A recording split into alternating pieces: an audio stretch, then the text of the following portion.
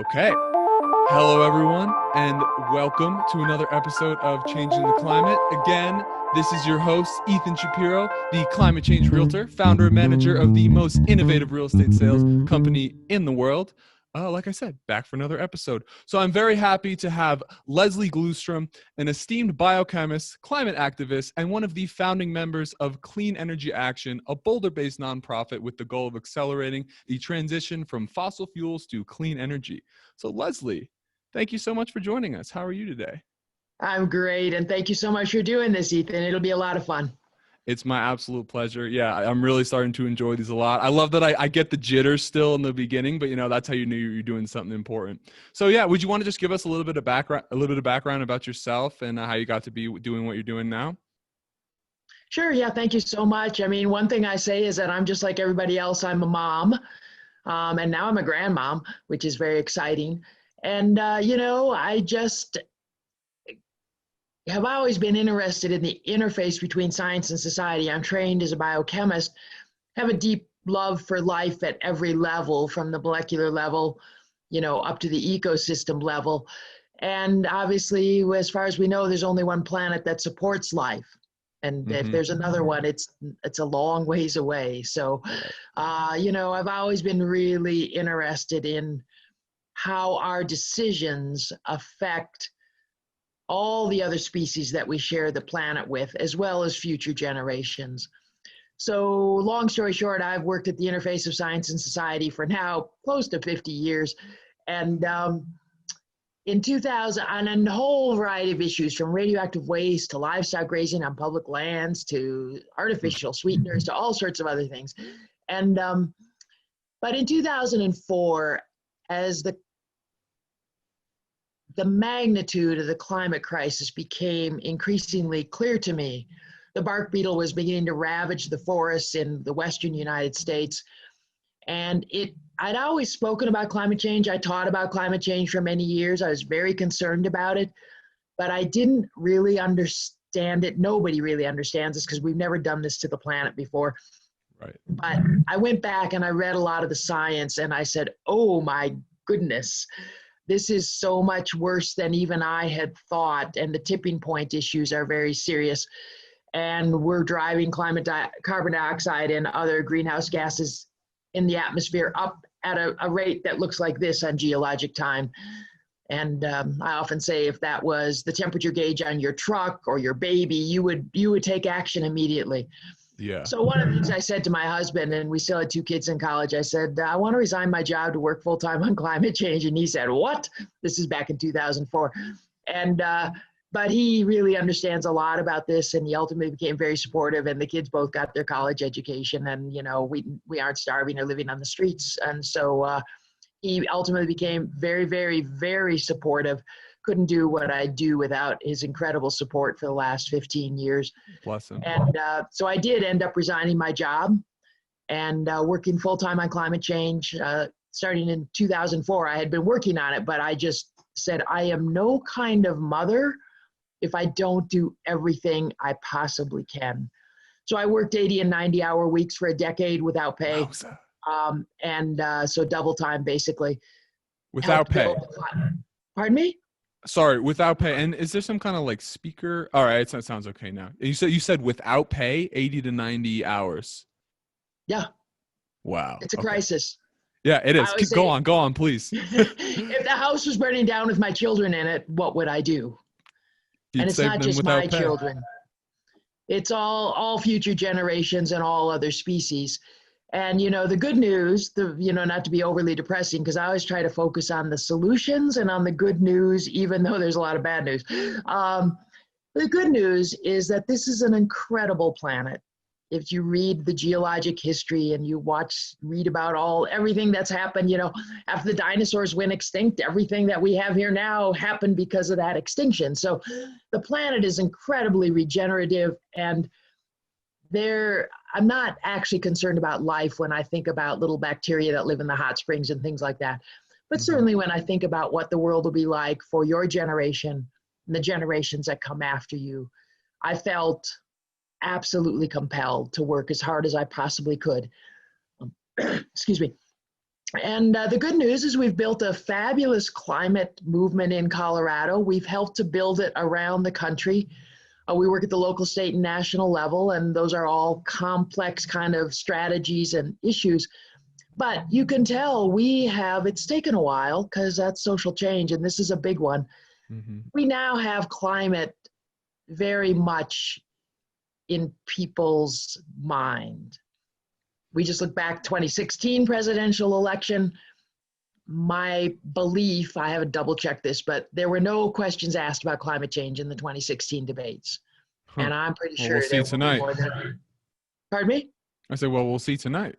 And we'll see tonight, right? As we see our current president and Joe Biden debate. So, whether it's tonight or whether it's, one of the future debates, certainly climate change is front and center in this election. And that's a big deal. It's also front and center for the state. We can talk about that and the progress we've made here in Colorado. It's front and Absolutely. center in our community. Everybody's got a lot on their mind, as everyone knows, but just if this ever gets listened to in the future, we're in the middle of this global pandemic with COVID-19, this novel coronavirus. And so there's a lot on people's mind, but climate change is getting very close to top of mind for definitely a critical mass of people. And that's been a lot of work. Then we also try to focus just not on like, oh, okay, we got a problem.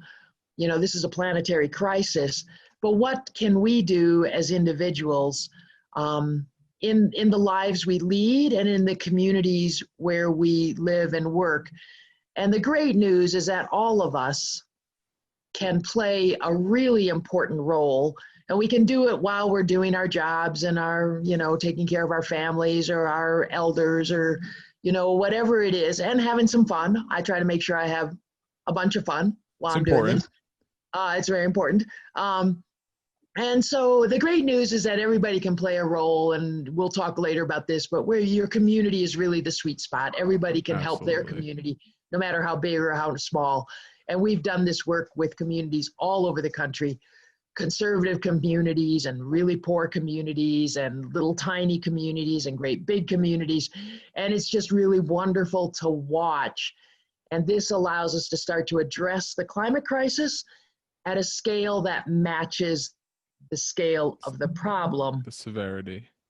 All of us, I think, especially you, Ethan, the climate change realtor, would like to wave a magic wand and just kind of stop, solve the problem.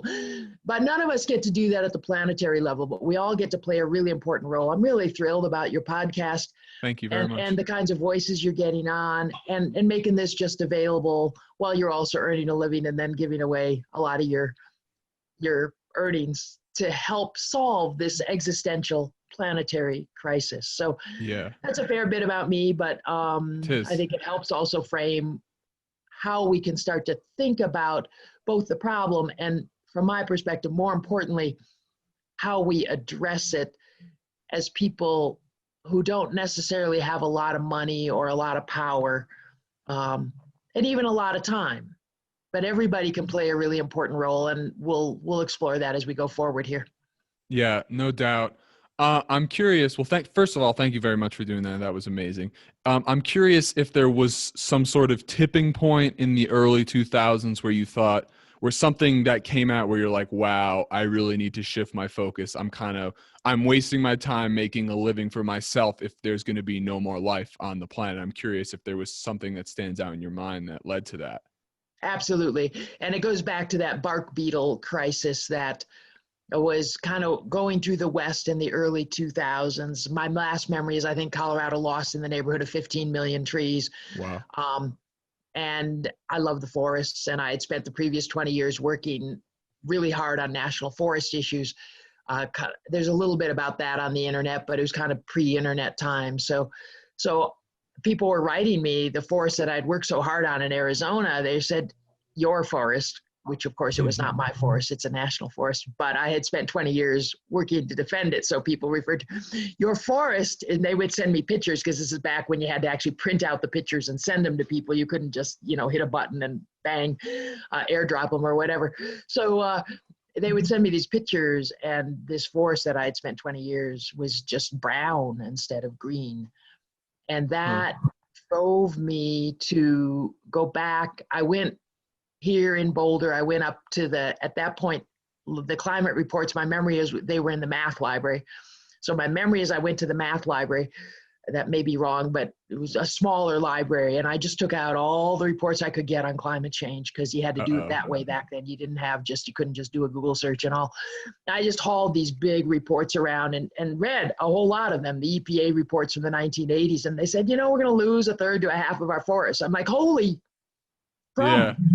crumb. This is serious. I want to talk a little bit about losing all life. One of the things we try to say about climate change is that it is too late for many things. And as someone in the older generation, I can only apologize from the depths of my heart and my being that my generation didn't recognize this earlier, Mm-hmm. and what that means for this coming century. But we can recognize it now and move forward. And it's too late for many, many things. And that's just an incredible sadness.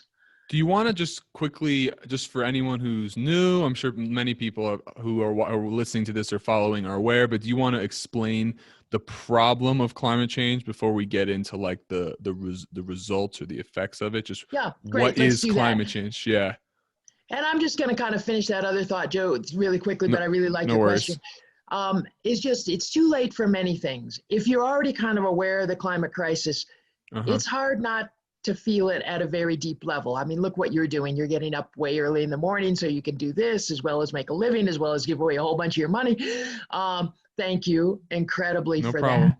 No problem. Um, it's too late for many things, and that's incredibly sad. It's just a deep sadness that will have to be borne.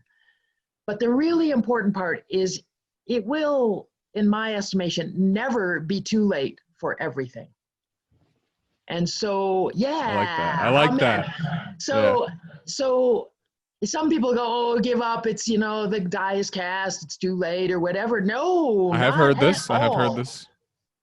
Yeah. That despair, I'm just going to give up and go party, or I'm just going to give up and go do whatever I do, and that's fine. Everybody should have fun. I'm all about that. But it is definitely not too late, and it will never be too late for everything. And what I say is, when we should give up is when you're absolutely sure you're the last living organism on this planet. Because there's no other planet that we know of that has even a single bacteria, what's less an ant or a grasshopper or a dandelion or, a termite. We don't know. It seems likely, but that's a discussion for another day, I Yeah. I suppose. mean, it's interesting to think about, but it's likely to be more or less a one-way trip, and there ain't going to be a whole lot there. Certainly not like this. Mm-hmm. So this planet is the one that we have, and it will always support some forms of life. Even in the great extinctions, we lost 80 or 90% of the species, but the 10% that were left radiated out and created the Right. dinosaurs, or radiated out and created lions and tigers and bears and everything else, Oh and my. humans. So, so it's never too late for everything. And I think I just want to lay that as a foundation, because as we talk about the problem, it's one of the things is it's very painful to bear that knowledge. And I really credit you, because you've clearly faced the problem, recognized the magnitude of it, chosen how to create your life in a way that both keeps the bills paid, lets you do some interesting and fun work, and also makes a great contribution. And I think I'm everybody flattered. can, frankly, should do that in their own way. I agree. I'm not in the camp of telling other people what to do and how to live their lives, but I would appreciate it if people did something similar, even in a menial way. I'm just trying to build a team of people who are looking to solve the problem as well. So Yeah. And the fun thing is, we'll go back and talk about the problem if you want, but I really like to focus on the solutions, because I fine. actually think they're really interesting. Just to lay the foundation, I think most of your listeners know this, but we're talking about the climate crisis, the addition of large amounts of what are called greenhouse gases to the atmosphere. They trap infrared heat, so the sun can come in and warm us all up, but then as it gets reflected back out to space, it gets trapped by these greenhouse gases. Water is one of them. It's one of the ways, that's one of the reasons this planet is livable. If we didn't have some greenhouse gases, the planet would be too cold to really support life as we know it. Who knows, the little bacteria that live underneath the glaciers and all that, but life as we know it, and human life, and dogs and cats and elephants and all those other things. So those gases trap that heat, and it just keeps the heat closer to the planet. And when you graph those gases over the last, either a couple 100,000 years or even a couple million years, they kind of go up and they go down, and there's things called Milankovitch cycles. And it's been important as we look at geologic history. The role of greenhouse gases has been very, very important. But when we look at it now, since the Industrial Revolution, when we started taking fossil fuels out of the ground, burning them to power everything from steam engines to power plants to our cars, heat our homes, now the greenhouse gases in our atmosphere are going straight up. Yeah. So to be clear, the problem is that humans are taking greenhouse gases and putting them into the atmosphere. Yeah, we're taking fossil fuels, carbon-based fuels, and then burning them. Burning them is an oxidation. And so the largest contributor is carbon dioxide. Comes out of the back of your car if you have a internal combustion engine, a gasoline powered car. Comes out of the power plants that keep all of our electricity going, our computers going, this Zoom meeting, your refrigerator, the grocery stores, the climbing gym, or wherever you go. Everything we plug into the wall currently is being primarily fueled by the burning of carbon-based coal and carbon-based natural gas. Natural gas is CH4 or methane. When you burn that, it creates carbon dioxide. Also with methane, as you produce it, it's such a small molecule, it leaks out. If you look at if you go to east of Boulder County and go into Weld County and see all these brown tanks and everything, they're holding natural gas. And if you had a FLIR camera, you would see that in many of those cases, out of those tanks and out of the pipes that lead to and from them are billows of methane and other gases. And that's a very potent. Methane's on a per weight basis is over 80 times more potent than carbon dioxide when you consider it on a 20-year time scale, which is the proper time scale the scientists are pretty clear about. So we have all these carbon-based fuels. There are other greenhouse gases. They're important, but I think we'll not focus on them because it kind of takes you down in the weeds a little bit too far. The biggest contributor, it's kind of interesting. It's now evened out, but when I began, the biggest contributor by far was the carbon dioxide coming from the power plants that produce our electricity. And while we've made progress, because people like me have spent close to 20 years working really hard to make progress. Thank you. Here in Boulder, last year, 70% of our electricity came from fossil fuel-based generation. A little over 30% coal and a little over 30% natural gas combined together, making about 70% fossil fuel. About 30% renewable. That's great progress, because when I began, there was less than 5% renewable electricity.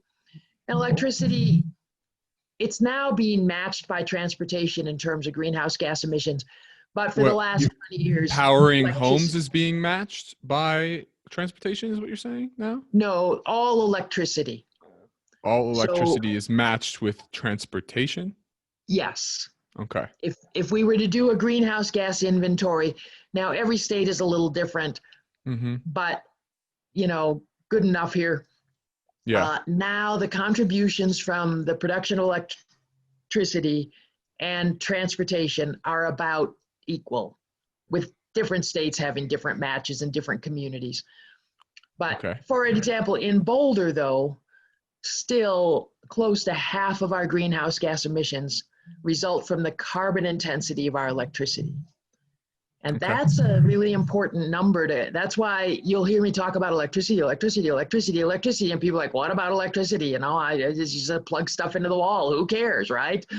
I'm not heating but actually it is what happens on the other side of that plug that has been the largest driver of the warming of the planet, which has disrupted ecosystems and led to extreme weather events and the big, Loss of biodiversity, the biodiversity issues, the big fires in California, the acidification of the ocean. Yep, on and on and on and on, all those impacts. Now, causation is always complex. So, the fires in California, they've always had, more or less always had fires in California. That's part of kind of how the ecosystem in California has worked. But now it's a different kind of thing. And you just listen to the news and people are like, I've never seen anything like this. And you hear about the hurricanes in the Southeast where they've always had hurricanes. They're like, yeah, but not this many and not this big and not this often. And, they've always had kind of weird wind events in Iowa. They had one a few weeks ago in Iowa, what they call a derecho. Yeah, you get weird winds and you get tornadoes in the central part of the country for sure. I had one go through my neighborhood when I was a kid. But not so much, not so often, not so big. That's the whole extreme weather event. So it's complex. The causation is complex, but the scientists remind us that there's now a climate fingerprint on basically everything that happens. Sure. Heat waves are stronger.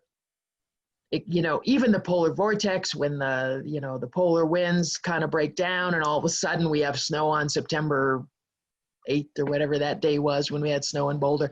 It was cold. That all relates to how the extra carbon dioxide in the atmosphere is changing the way the planet worked for thousands of years and sometimes hundreds of thousands of years. So that's kind of an overview.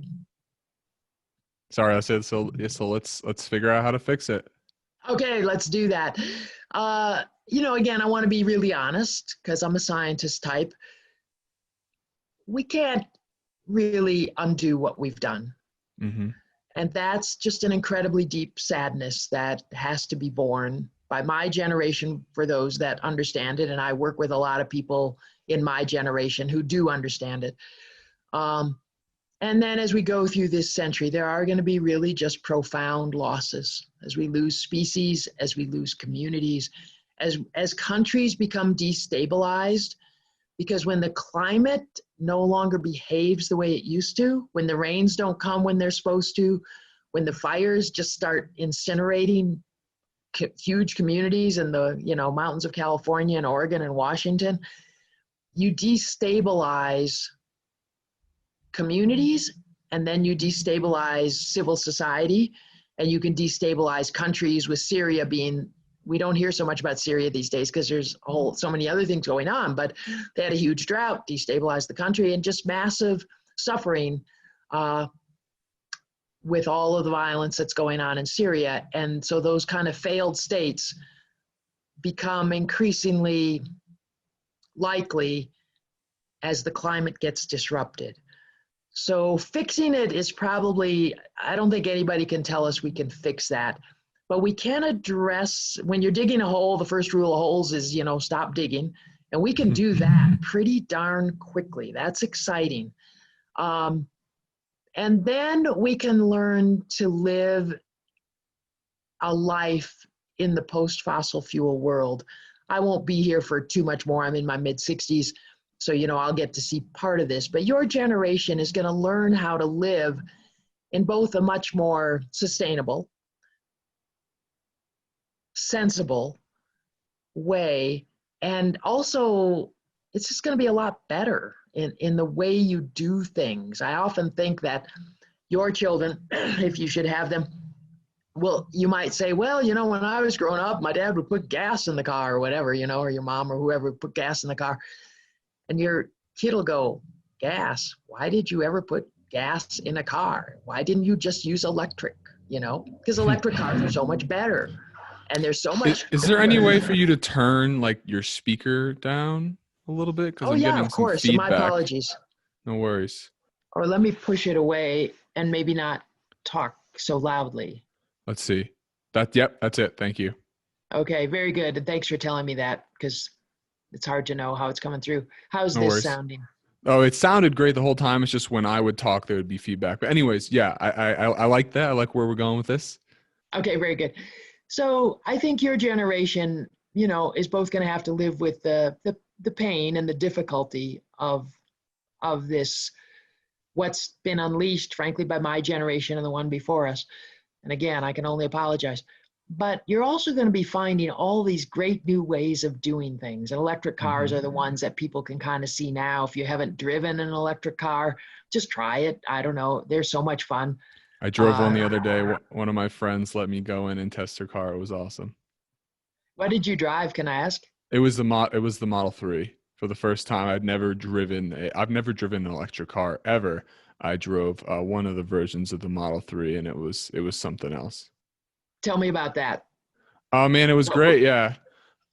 Yeah, so she's let me in and we went down, I don't know, past South Boulder, and she's like, when we got to the stoplight, she's like, okay, put your foot all the way down on the gas and just see what, and it's just like there's no time in between. It's like pedal to pedal, boom, and then it's like I mean, you get a computer vibe from it. It's just like and it has the autopilot, and it's quiet, and it had this thing I didn't know is that she had that like the setting really high up where if you like you move your foot up off the gas, the car like it stops moving and you don't really have to use the brakes because it's something to do with that. But yeah, I mean, I love Tesla. So I mean, it was just my first like actual time driving one of those cars. Yeah, well, thank you so much. That's exactly what I'm trying to say, is that it was really fun, right? Oh, It 100%. was Yeah. it was like, this is really cool. This is much better than whatever I drove when I was a teenager, or Mm-hmm. even what you drive now, or maybe you ride. I don't know. Your I bike. I drive a can't. car. Yeah. Yeah. So, yes, it's a great car. Whatever you're driving now is great.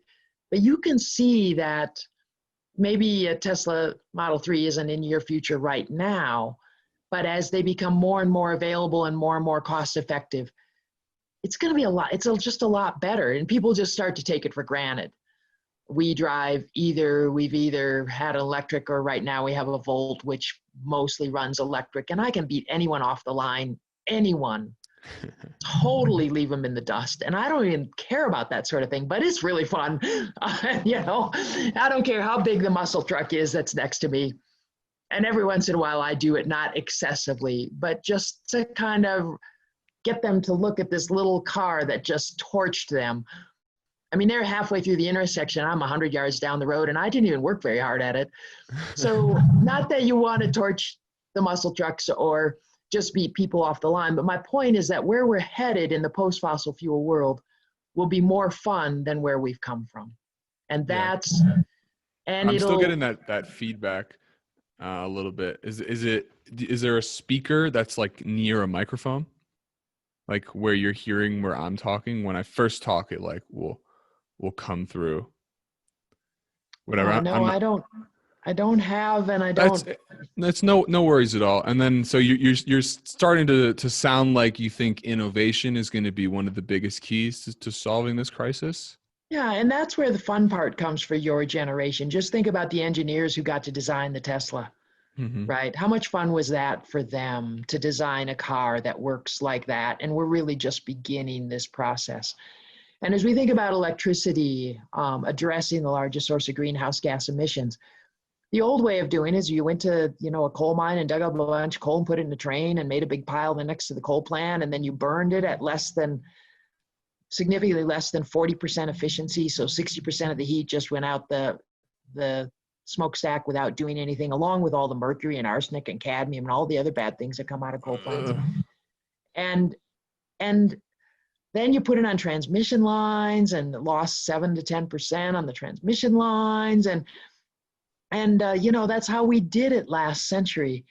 But as we solve the puzzle of electricity in the 21st century, we'll have solar panels, lots of places. We'll have wind turbines, lots of places. We'll have storage, including Tesla storage, but it's not just Tesla. Lots of other great companies coming along, creating really interesting jobs and opportunities for your generation, because we need to repower the entire country.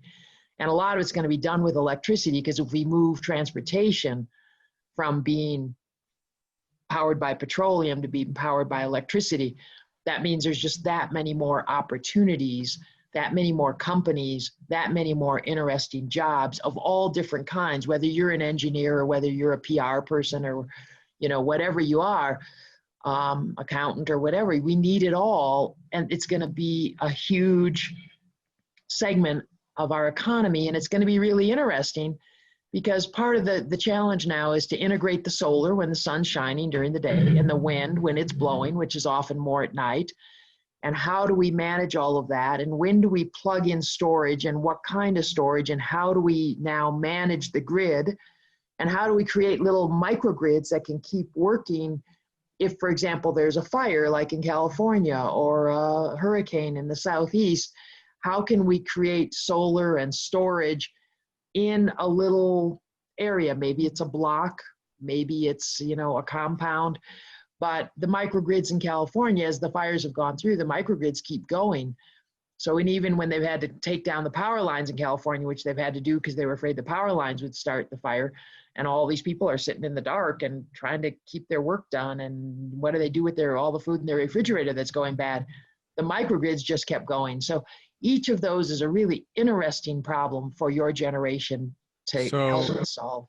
So do you think the solution is as simple and obviously crazy, complex, and surmountable as just transitioning to just not burning fossil fuels, not burning or not using gas or any, and then just transitioning and allowing us to keep doing what we're doing or do what we're doing better without releasing these harmful things into the atmosphere? Is it just as simple as if we were to stop doing this, stop burning coal, stop using natural gas, the effects of climate change will still be there, but we won't continue digging ourselves deeper into that hole? Is there more to it than that, or is it just these whatever these gases that are the problem? It's as simple as that. Well, nothing's simple, especially when it comes to the planet and the atmosphere. But in general, the scientists talk about reducing our carbon emissions by getting our carbon emissions as close to zero as quickly as we possibly can. That means coal, natural gas, and petroleum. And the great news, say? And then what happens at that point? Well, then what happens is you start to level off the level of carbon dioxide in the atmosphere. We're at in the neighborhood of 415 parts per million. We want to get that leveled off as quickly as we can. It should be probably below 350. That's why there's that group called 350 Colorado, and you interviewed Micah Parkin, who's an amazing leader on so many levels. Inspiring. That 350 is because we're supposed to have less than 350 parts per million of carbon dioxide in the atmosphere, and we're at 415 going about. Who says we're supposed to? Is that optimal for life, or is that we have perceived in the past? Where does that come from? That's a good question. You should have asked Micah, but that's fine. I'd love to have her back on at some point. Yeah, Micah's an amazing person, and a fount, and just incredible. So for those that haven't listened to Micah's interview, but in pre-industrial times, we had about 280 parts per million of carbon dioxide in the atmosphere. Now, the level of carbon dioxide in the atmosphere changes a lot, and it's changed a lot over geologic time. But the thing is that humans and all of our systems, all of our agriculture, all of our communities, were built kind of in that period when carbon dioxide was down in the neighborhood of 280 parts per million. And there's, it would be great to just be able to go back to 280, but it's kind of like, cholesterol in your blood or whatever. There are levels below which there's an optimal level, and then there's a level below which if you can get below that, that's going to increase your likelihood of functioning well and not having a heart attack at 55 or whatever. So that's where, ideally we wouldn't have put any carbon dioxide in the atmosphere, but we are. Then of course there's, I'm getting, my internet connection is unstable. I'm sorry, whatever that's about. No, it's okay. I think you're back. There will be feedback cycles. That's part of the depressing part, because we've added so much carbon dioxide in the atmosphere, then we'll start to have feedback cycles, and some methane will become, not just some, quite a bit of methane will be coming out of the permafrost, Think about, northern Canada, northern Russia, and places like that. And there's a lot of methane there, and that's going to accelerate it. So that's why I say solving it we can't solve it in a perfect kind of fashion, but we can level off the levels of greenhouse gases in the atmosphere as quickly as we can. And the good news is we could do that starting with electricity in this decade. That's my plan. We have, particularly in Colorado, we have thousands of megawatts of wind and solar and storage ready to go. They're cheaper than our current fossil fuel dominated system. And part of what we need to do is keep the pressure on Excel. For those of us that live in Excel territory, we work with people all over Colorado as well as around the country on their utility issues. But if we keep the pressure on utilities like Excel to move faster, they're headed in the right direction now. That's great, because they were headed in absolutely the wrong direction when I began. Mm-hmm. They're now headed in the right direction. They recognize they need to address their carbon problem, but they're going too slowly. It's what I refer to as slow walking. Maybe when you're a kid and your mom said, well, okay, now we're going to leave the amusement park or whatever.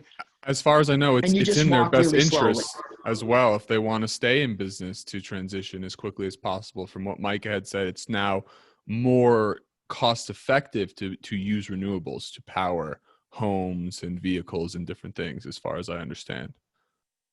That's right. But if we think about, and I'll focus on Colorado because you and I are here in Colorado, but we could talk about any state.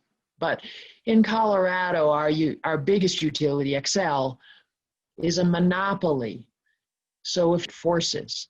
So even though it's lower cost to generate electricity from wind and solar and to use storage to help balance those out, their profits are currently coming from their fossil fuel generation because of the way their rates are determined. So this is something I've spent a lot of time on, spent a lot of time down at the Public Utilities Commission. I'm kind of well known for that. Mm-hmm. And they're moving in the right direction, but they're doing it slowly because they're also trying to keep all their profits coming in from their coal and natural gas, or what I call fossil methane plants. And so they're headed in the right direction, but they're not going nearly as fast as they could or should. And that's a big problem. Why do you think that is? It's because they're worried about short-term profit margin? Yeah. And we'll do a quick run through utility rates just to kind of lay the foundation, because it's really important to understanding this problem. Xcel gets to collect rates from us that are determined by a couple things. The biggest thing is what's called their rate base, and think of that as their cumulative capital investment. Whenever they build and own a power plant, think steel, concrete, things like that, wind turbines if they own them, that's a capital investment. That goes into their rate base. And then they multiply their rate base times the percentage, the cost of their money, kind of like you think about a mortgage, your mortgage rates are really low now, right? So that's helpful. But if mortgage rates were 7 or 8%, your job would be harder, because it would be harder for your clients to finance it. That Xcel's cost of money, what's called their weighted average cost of capital, is usually above 7%. And it's in that weighted average cost of capital that their profits come from.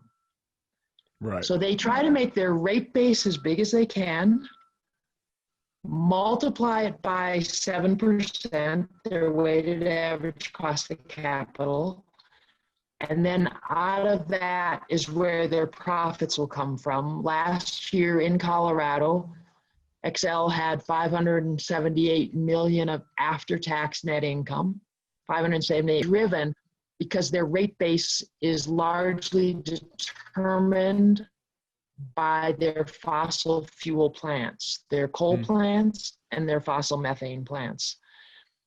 And they so own those if plants they were to just themselves? close their coal plants and close their fossil methane plants, most of those they do. So they're fossil methane, they're natural gas plants, some they're on what's called a power purchase agreement.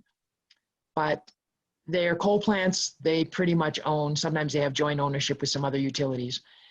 And then the other side of this equation, and I appreciate you asking, and it is a little complicated, but it's fundamental to understanding why we're not moving as fast as we should.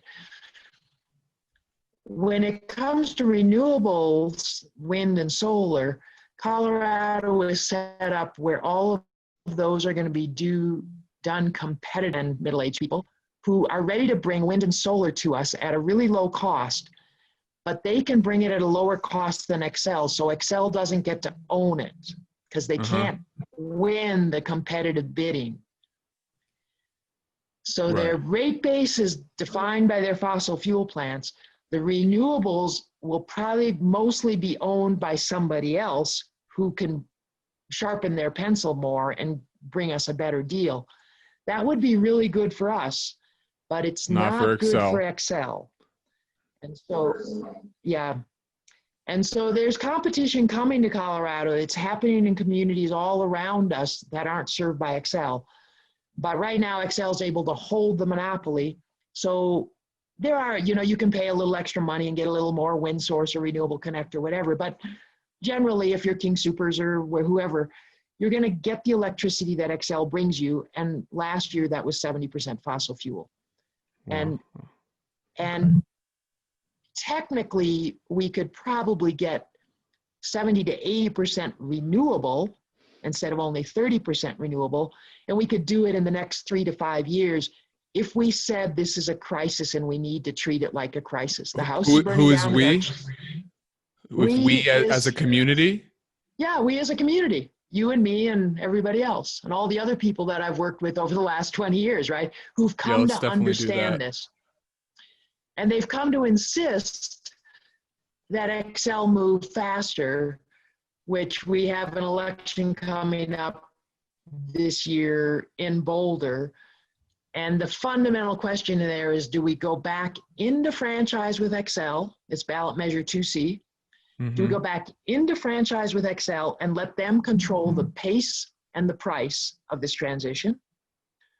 Or do we stay what's called out of franchise, Boulder, and we work for a better deal, either a better deal from Xcel, a better deal from an alternative provider that can help us finance the final steps of breaking away from Xcel, or a better deal that could emerge when the legislature starts to understand the things we're talking about, which is that other providers can bring a higher quality product at a lower price, but we don't have a competitive market in electricity in Colorado. And so we're constrained in Xcel territory to moving at the pace and the price that Xcel wants to have. I want to honor Xcel. They have made some good progress, and the people who work for Xcel are very good people, and they care, and they're really competent. But a monopoly is a form of doing business that can have benefits, but it can also have really serious downsides. Xcel's predecessor, Public Service Company Colorado, a monopoly, because we didn't want to have 10 sets of wires running up and down everybody's street, from all these different providers. Sure. But now in the 21st century, many other states have moved to a more competitive system. And, we'll just use real estate. What if you were the only real estate agent in Colorado? Gotcha. Yeah, I mean, as someone who went to business school, it'd be kind of cool for you because you'd be making a bundle of money. That's it's a problem, right? Yeah. I often use the restaurant analogy. Well, instead of being a real estate agent, you decided to open a restaurant. You are the only restaurant in town, and you've been the only restaurant in town for 100 years. You happen to like liver and onions. I don't happen to like liver and onions, and most people don't like liver and onions. But if I want to go to your restaurant, you're going to serve me liver and onions. Right. And too bad. Now, going out to eat is good, stay home and make my own salads or whatever. But electricity is basically a necessity now in the 21st century. And we have a monopoly that until recently wanted to service liver and onions 90+% of the time. Electrons. I don't want your fossil fuel-based electrons. We want greener electrons. And I'm part of huge set of teams and people. It's a long history that's interesting and fun, but wouldn't mean much to you. But just know that it's been about 20 years of work by a lot of people, of which I'm been a leader, but certainly not the only leader. And just insisting that I don't want liver and onions. I don't want black. And I was there some of the first times when Excel engineers saw a wind turbine produce electricity. And their eyes got really big because they couldn't believe that that thing going around would turn a turbine, which of course it does, or that solar panels will produce electricity. They were just like, whoa. It's amazing. And now they get it, and they're getting much better at it, but they're still going too slowly. And they have thousands of megawatts of wind and solar that they have been offered, and they've left over 90% of those projects undeveloped. Those projects would hire young people like you. They would keep our energy dollars in the state instead of spending them out to buy coal. They would help our tax base and our economic multiplier effect. But again, because Excel's a monopoly, they get to control the pace and the price. They're not bad people. Yeah. It's just when you and I would do the same thing if we were working for a monopoly. You would get up every morning and your job would be to protect the monopoly, because that's, when you have a monopoly, it's a big deal. Yeah, it seems that this whole problem of climate change has to do with an inefficient system that needs to be improved. And that is the same with Excel in Colorado, it sounds. Yeah, exactly. And you can see in transportation, even though you may not be able to, you may not decide to spend money on a Tesla Model 3 like we talked about a little while ago, you could. And if somebody makes a better car than Tesla, you could choose that.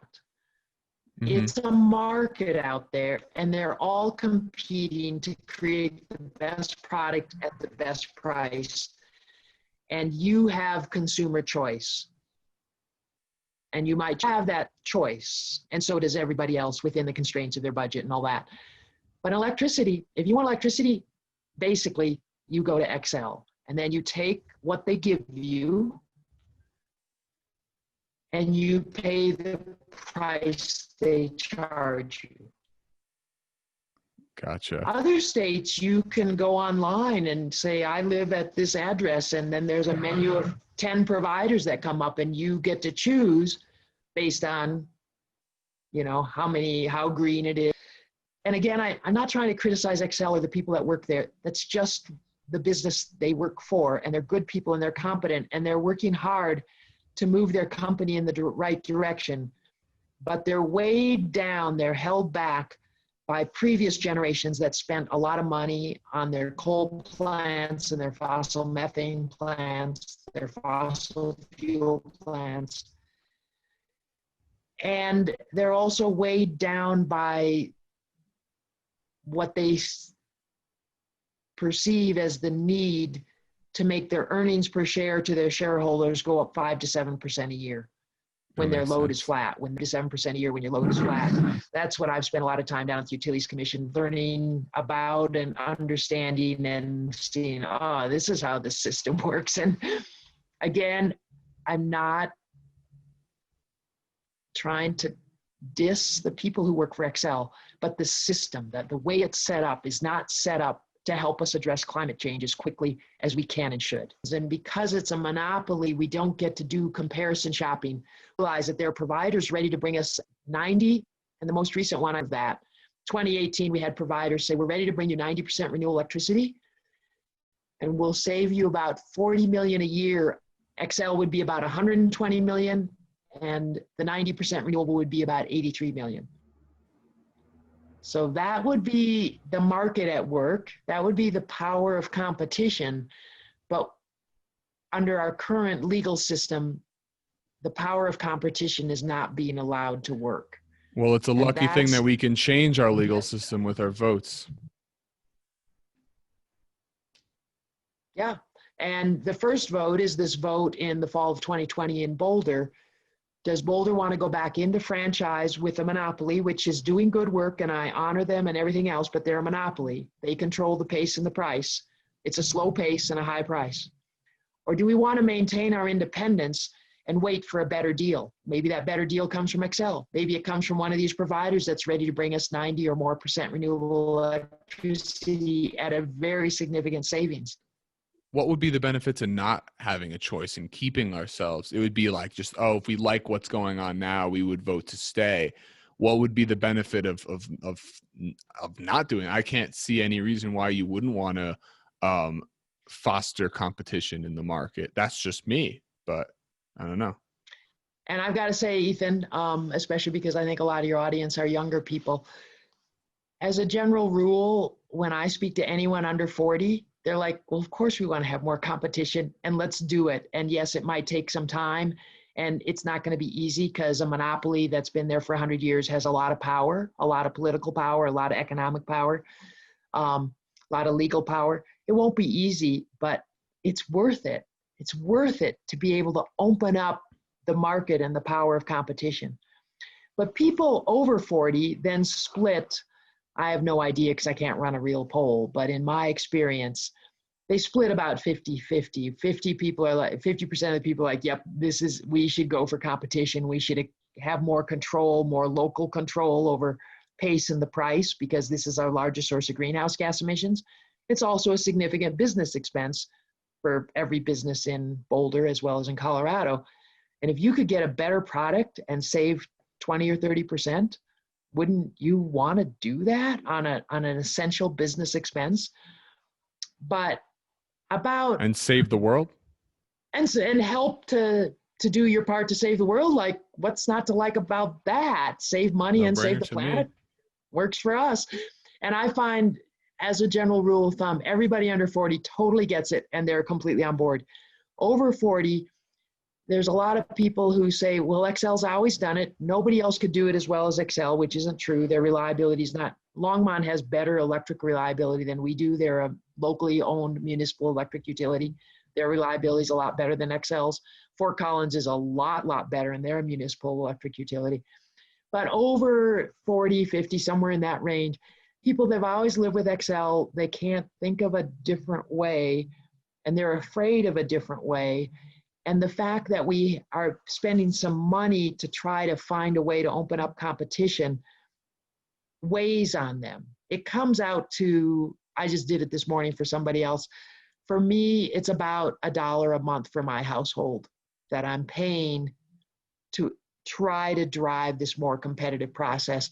I'm more than willing to pay $1 a month to help open up competition, accelerate the pace, bring us more renewable electricity, keep our energy dollars in Colorado so we have more of the tax benefits and the economic multiplier effect, and much lower carbon emissions, so less contribution to climate change, more renewable generation, which creates really great jobs for people in your generation and the one above you and the one below you, really interesting jobs. And $1 a month, I'm way happy to pay that. But some people, they add it up in 10 years and go, oh, I just paid $250.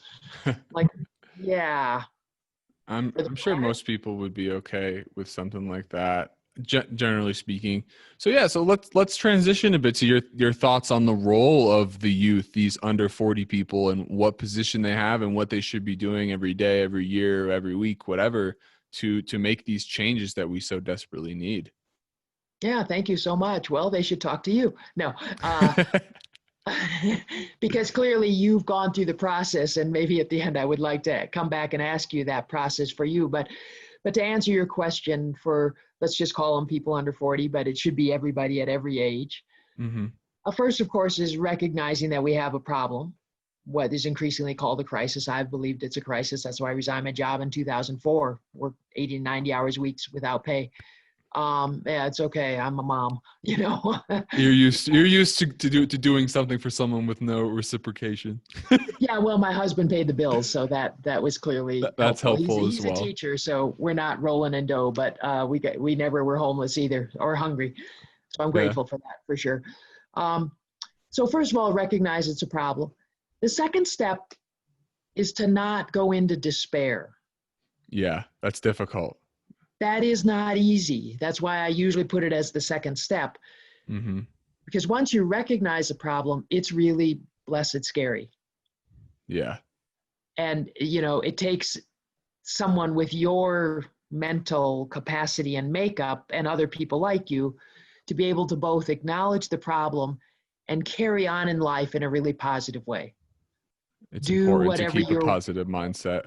What yeah, most of what I preach is about positive mindset and enjoying your life, regardless of what anyone else thinks or whatever information's out there. You go at it with a positive state of yeah, mind. exactly. And so that's why I said, talk to Ethan. How do you do that, right? I mean, you're facing this, you understand climate change. You wouldn't be doing these podcasts and creating your business the way you are. If you didn't understand it at a really deep level, you'd just be doing whatever guys your age do normally do, right? Um, so you really understand it, but you also have a really positive, approach to life. And I work with a lot of 20 and 30 somethings who are doing the same thing. And it's just a joy. They're remarkable people. But it is not straightforward because it can be overwhelming and depressing and super scary. And then you don't know what to do. So the first thing is to recognize problems. Second thing is to not fall into despair. One of the things we say in Clean Energy Action is every minute we spend in despair is a minute we don't spend in leadership. It doesn't mean I don't have my moments of despair. Everyone does. Doesn't mean there aren't times when the tears don't roll down my cheeks. But I try to work through it as quickly as I can so I can go back into a position of leadership. Because we all have a really strong role to play in addressing our community's contribution to climate change. Most of us, I can't wave a magic wand. I thought about this morning. I'd love to wave a magic wand and make China get on board. But I don't live in China and I don't speak Mandarin and I don't have any power and I'm not the president, blah, blah, blah. Are they not doing very well in the transition to renewable energy? As far as I understand it, they have electric buses and different things. No? They're doing great. And we owe them a lot of gratitude because they've helped bring the cost of solar down. They're doing a lot of solar, a lot of wind, and a lot They of want to electric. live too. They want to Yeah, keep going on. They've been live for thousands of years. They want to live thousands more. They're yeah, people they do. too. They also have built a lot of coal plants, Mm-hmm. and they're now on an annual basis the largest contributor to greenhouse gas emissions. On They're a also the cumulative largest basis, country. the United States is the largest contributor. But right now, on an annual basis, China is. Can you explain the distinction? Annual is like, let's look at 2019. Who was the largest contributor of greenhouse gas emissions in 2019? China was. Mm-hmm. Look at cumulative, let's say from Oh, from the beginning. 1900 Got it. Yep. to 2020, some period of time like that, the United States is the largest cumulative emitter because we did The so big much loser. in the 50s and the 60s and this 50s and 60s and 70s and 80s and 90s. We were surpassed by China in this century, but over time, the United States is the one that's contributed the most greenhouse gases to our atmosphere and acidification of oceans and all that. So I can't really do much about China, except for to try to set a good example. I can't even really do very much about the United States. I work at the national level. The state level, I work at the state level, and that's difficult and complicated, and you kind of got to go to Denver, and it's an alphabet soup of agencies. So if people have the time and the energy, definitely work at the state level, but everyone can work at the community level because you, Ethan, could call up your city council people. Adam Swetlick, great young guy who's helping, maybe you know Adam. You could call up Mark Wallach. You could call up our mayor, Sam Weaver. You could call up our assistant mayor, Bob Yates, and have these kinds of conversations. And there's a lot of people like me who are willing to help get you started so that you can voice your perspective. Or you And can as you organize do a it, group of people to go and talk to these people and say, hey, it's not just me. Here's me and all my friends who now are stakeholders in Boulder. We plan to live here. We love it here. We want it to be a good place. all of us. You could organize groups. You could be a leader. There's a lot of different options in the local level. Absolutely.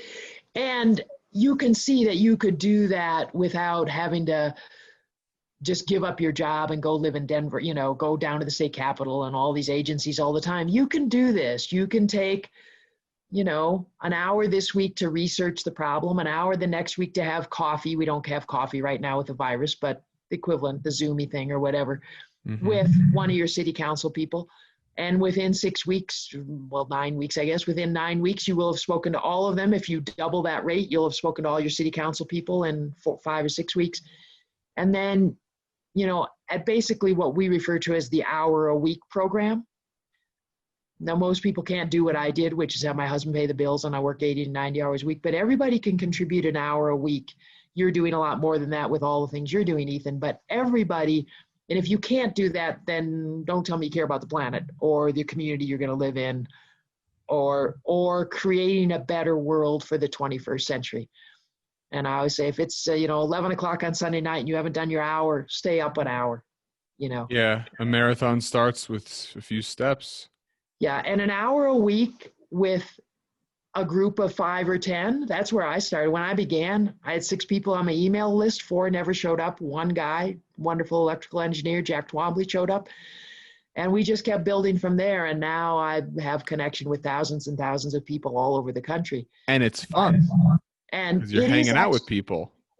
It's really fun because when you have this vision of where we're going, electric cars are a lot more fun.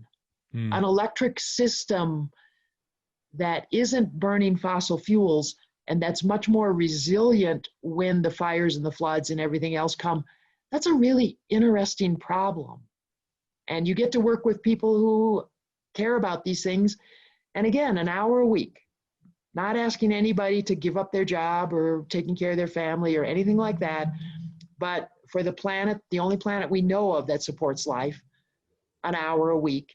And we have a whole team of people that will help anybody, that you have. We don't care what age they are. We work with, in our movement, they've now grown up a little bit, but we've had 4 and 5-year-olds and 90-year-olds. The 90-year-olds have died, and we have a bunch of like young teens now, and they're amazing.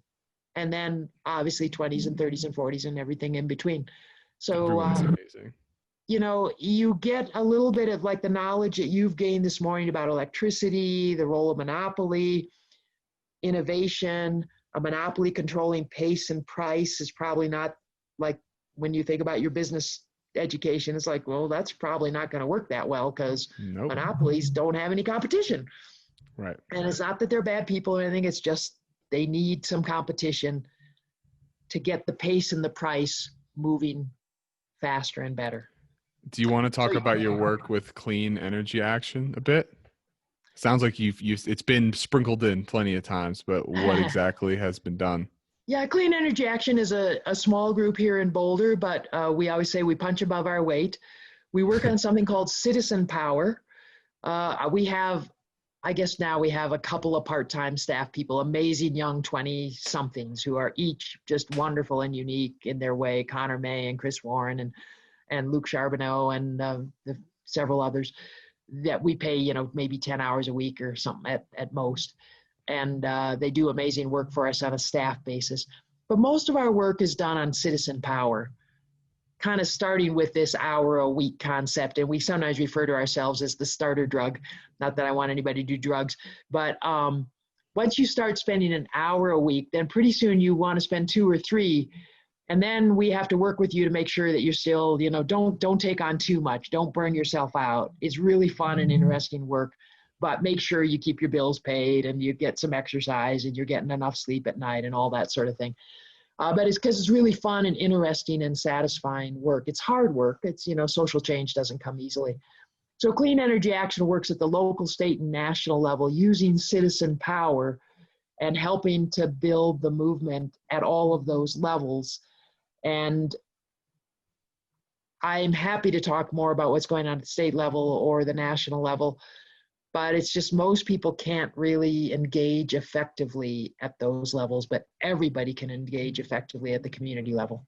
Yeah, and throughout the last 5 minutes, I'm starting to get like an Ethan idea, and I'm like, I'm slowly building this database of people who are in support of me for my real estate business, in support of climate change, and I'm realizing I'm becoming very skilled at, whether it's, we want to call it bothering people or staying in touch with people or amassing a network of those I can communicate with systematically, and I'm considering a way to kind of get a bunch of people behind me and really just, so I'll talk about this is something that stands out to me, and then whatever. So the movie The Shawshank Redemption, when Andy Dufresne becomes the librarian and he writes a letter to the city or the state or whatever and says, hey, we need more books, like every week for like 3 years, and then finally, like after 3 years, like all the books start coming in, and then he keeps writing them and gets more and more books. I'm thinking about if I can build this database of people who are in support of what I'm doing. Say, hey, I have 2,000 people behind me in the city of Boulder who want us to defranchise from Excel or whatever the correct wording is, and just because I seem to be more persistent than anyone else, so I feel like I have this ability to just go in and just hammer something down until it gets done. But that's just something I thought about as we were discussing this. That's exactly right. And that's why I wanted to talk about the community level, because not everybody frankly, has your personality and your connections, but everybody has a friend or two. Mm-hmm. And everybody can, on their own, learn a little bit and then talk to their city council people and their county commissioners. Then that naturally kind of leads you into a little more involvement at the state level and understanding some of those things. But if everybody did some version of what you just described, gathering up your friends and acquaintances, not everybody has a couple thousand, most people have 5 or 10 or something, but if everybody did it and spent an hour a week, how fast could we address our emissions of greenhouse gases? And set the stage and set the example for the rest of the country to Yeah, follow suit. yeah, Boulder, I believe Boulder has a very rare opportunity to do that. Not only is this a very desirable place to live, but we have this culture where we do want to set the example for what the way other places should function. So that's cool. absolutely. And the Clean Energy Action has worked with communities all over Colorado and all over the country. And the work we've done is borne tremendous fruit. And it's quite easy to see in Colorado. That's maybe a conversation for another day.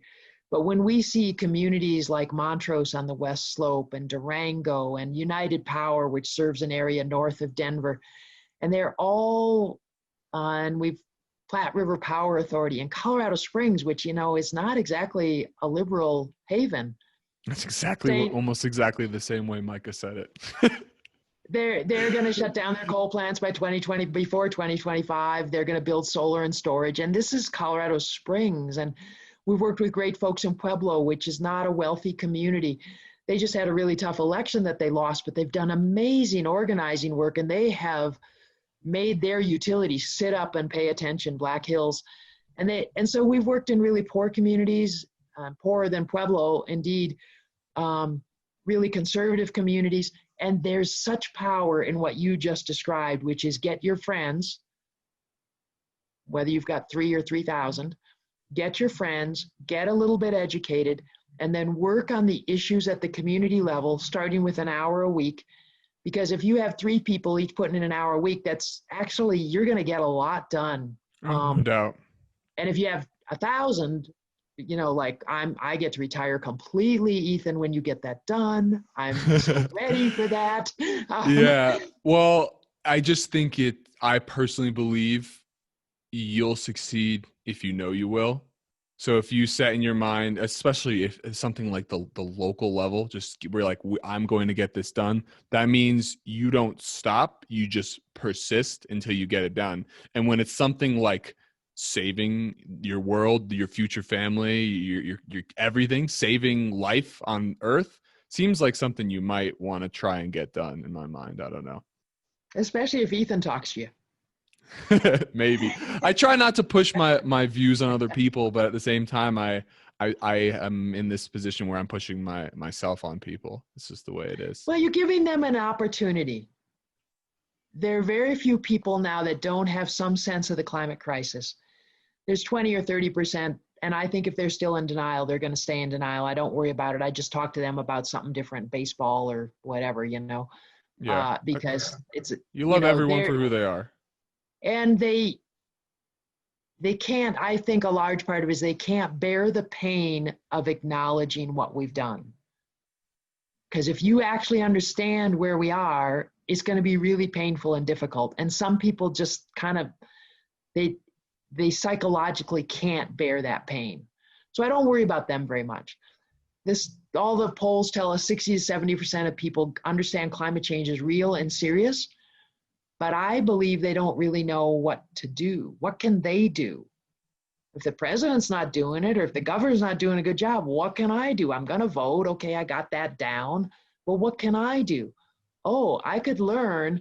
I could engage at my community level, starting with electricity, because the largest source of greenhouse gas emissions, and then we can come back to this issue before us here in Boulder, but also helping to spread the word about electric transportation.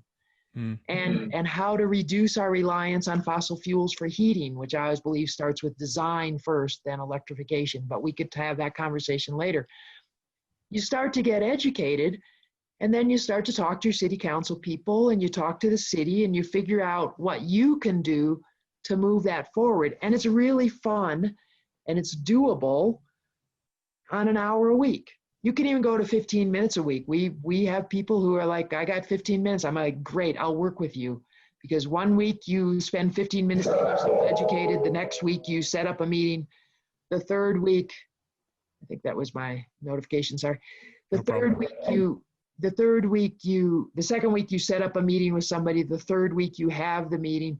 The fourth week you follow up. And the next Persist. month, you will have already had your first climate meeting with somebody.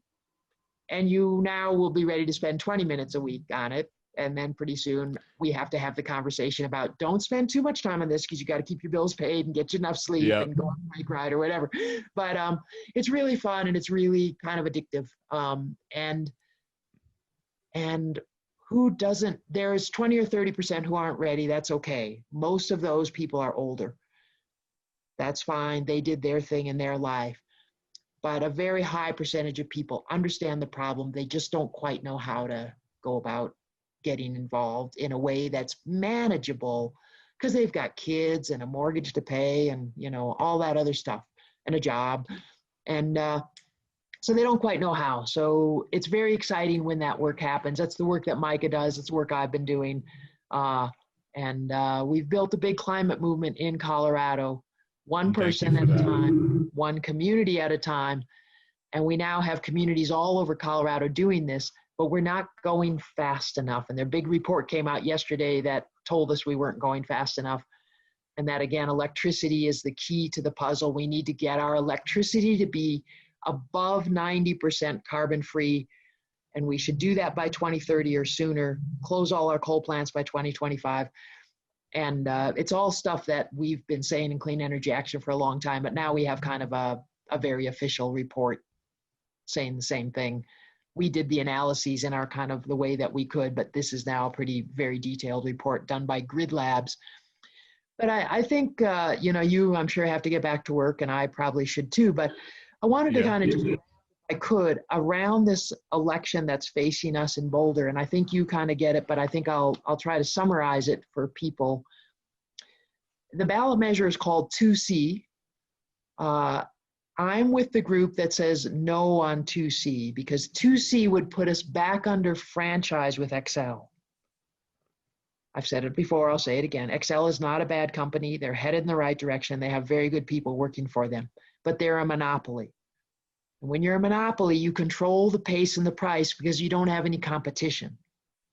And the pace is too slow. They were only 30% renewable electricity in 2019. They'll be more than that in 2020, which we're happy about because we want to solve this problem. But it's still not good enough. We need them to aim for basically 90% renewable electricity as soon as they can. They should be at 70% by 2025 at the latest. and 90%. They're talking about an 80% carbon reduction, but that's not the same, and they don't do the accounting properly. We could talk about that later.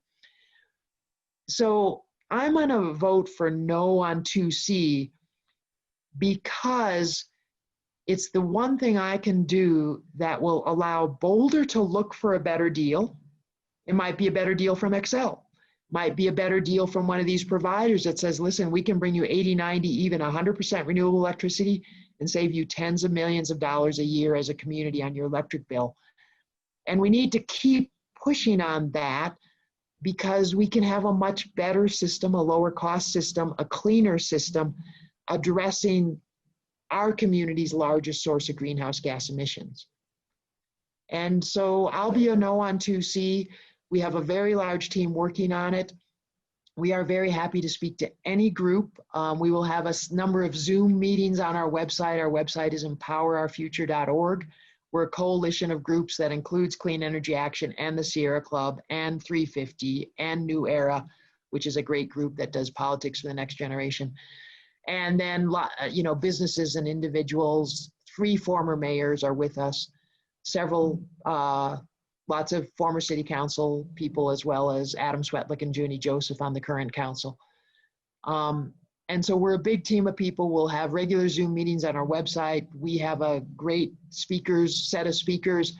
We will show up for any group, whether it's one or more, because every person that gets it, just like you've gotten it this morning, Ethan, then you're starting to think about your friends, and you have a huge friend base. But even if most people only have 3 friends, if we speak to that person and they bring along 3 other people, we don't have, any. Everyone counts. Everyone counts. Everyone counts. If somebody gave me $1 million, I would hire a good PR firm to go out and, run this campaign. We run it citizen power style, which is one person to person. We have people standing in the parks with masks and salad tongs to take out the flyers to give you that they sterilized in their oven. Brad Siegel is doing this, and and just hanging out at the parks while people are there with their kids or playing disc golf or whatever. So we're doing this, one person to person. And regardless of how the election turns out, we know that we're helping a lot of people understand the issue and some of the solutions better. We, of course, want to win because we don't want to go back into franchise with Excel. We don't believe, they talk about, you'll have a 5-year chance to get off. We don't believe Excel will actually honor those without making it very difficult. We never know. Maybe Excel's a different company than they have been. But so that's kind of why I'll be voting no on 2C, and I'm part of a very big team, and we're here to help whoever wants to try to understand the issue better. We have a big team, and that's what we're doing now. So great. Love to talk to any of your friends, or anybody who wants to set up a Zoom party, we'll talk to them. And we'll have standing Zoom parties on our website starting either next week or the week after. So. Excellent. Cool. Well, Leslie, thank you so much for joining me. Sorry about the technical difficulties in the middle. It's to be expected. I really appreciate you coming on. I anticipate you'll be willing to come back on again and have a nice another chat in the future, and we can talk about how far we've come from today next year. So yeah, it's been a pleasure to have you. Thanks for joining me. I hope everyone enjoyed this episode. I hope everybody has a fantastic day. Stay happy, stay positive, and stay well.